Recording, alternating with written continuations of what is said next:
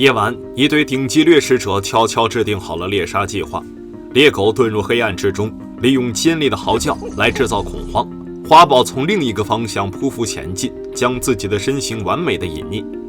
猎狗的声音把飞灵群的注意力牢牢吸引，为花豹的前行提供了最大程度的掩护。当猎手到达了预定的伏击位置，猎狗的一声嘶吼打响了战斗的号角。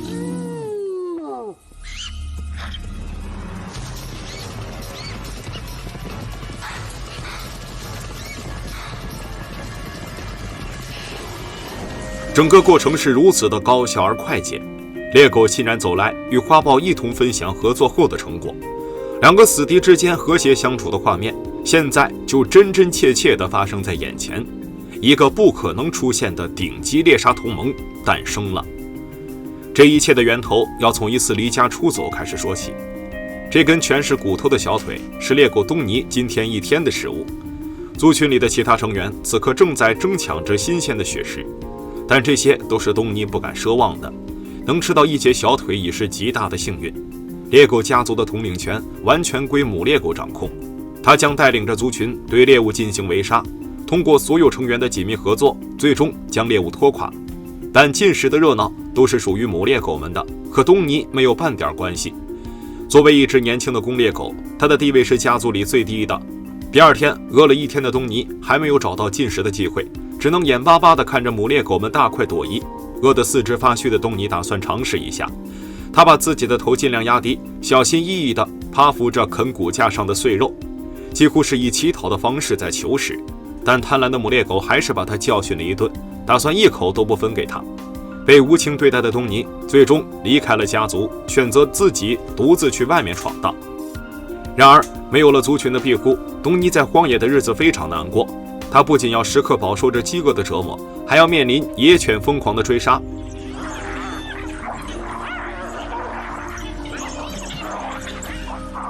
孤立无援的东尼边打边退，却在无意中闯入了花豹马赫利的地盘。马赫利隐藏在树叶间，警惕地打量着这位不速之客，眼眸中透露着狰狞的杀意。东尼已经饿得快要虚脱了，他在地上找到了一块黑乎乎的死皮，开始大口大口地往嘴里塞。这块死皮又干又硬，早就不知道放了多久，就算是猎狗的超强胃酸也没能完全将其消化。东尼忍不住一下吐了出来，但他不敢放弃哪怕一丁点的生存机会。马赫利放心地从树上下来，因为一只流浪猎狗根本对他造不成威胁。他在自己的领地上重新标记，告诉东尼赶紧滚蛋。但东尼可管不了那么多，他现在只想追上赤灵，对准他的屁股来一口。东尼用自己残留的力气将赤灵赶到了河边，可没有队友的帮助，这样的追逐注定是徒劳的。赤灵一头冲进了河里，宁愿给鳄鱼吃，也不愿意给他吃。看着自己的劳动成果被截胡，绝望的东尼想出了一个办法。如夜，东尼找到了正在捕猎的马赫利，他看出马赫利的目标就是近前的赤灵。他走到他的对面，突然嚎了一声，受惊的猎物向错误的方向跑去，被马赫利抓住机会一举拿下。这就是东尼想到的办法。既然独自捕猎总会为他人做嫁衣，何不找一个可以值得联合的盟友呢？不过花豹马赫利并不能接受这个陌生的猎狗，在给了东尼2巴掌后，他迅速把食物带到了树上。东尼只好守在树下，期望马赫利能掉下一些碎肉。然而到第二天早上，猎物还是好好的挂在树上，马赫利已经在东尼的头上吃起了早餐。东尼在下面望眼欲穿，一只小腿掉了，但没有完全掉，勾引的东尼直跳脚。他在树下等了一天，但什么也没有。东尼不想放弃，他像一个推销员一样跟在马赫利的身边，似乎在向他发出邀请。此时的马赫利明明已经吃饱了，但不知为何，随着东尼的一声嚎叫，他又进入了狩猎的状态。两个草原上的顶级猎手瞬间有了默契，就像昨天一样，东尼负责吸引猎物的注意力，马赫利在相反的方向设伏。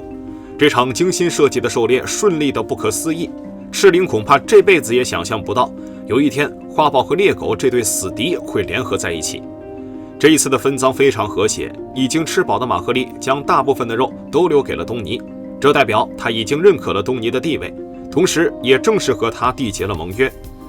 至此以后，东尼便和马赫利建立起了一种特殊的友谊，每天晚上都看到他们在一块儿。猎狗总是比花豹饿得快，东尼成了催促马赫利狩猎的闹钟。虽然马赫利懒得动，但架不住东尼的持续骚扰。在这对狩猎搭档的配合下，猎杀变得无往不利，任何猎物都难以逃脱他们的圈套。这个联盟的成功率远远超出了正常的数据。花豹与猎狗的组合强大而脆弱，就像大自然中一段突兀的代码，往往经受不住时间考验。一天夜里，东尼和马赫利的领地遭受了入侵，一大群野犬向他们冲了过来。这不是可以力敌的对手。东尼转身拔腿就跑，而慢了一步的马赫利迅速爬到了树上。野犬们将他包围了起来，他们可以在这里守好几天，直到马赫利下来的时候进行围攻。就在这时，逃跑的东尼又回来了，他主动向野犬发起了挑战，再次充当起吸引火力的角色。东尼顶着巨大的压力，在野犬的包围中不断挑衅，成功地将他们从马赫利那里骗了过来，而东尼又被迫踏上了逃亡之旅。东尼知道野犬一定会跟着他。再次看到东尼的时候，他已是遍体鳞伤，十分虚弱地躺在地上。那一夜，野犬追了他不知道多远，东尼只能凭借自己的嗅觉一点点找到回去的路。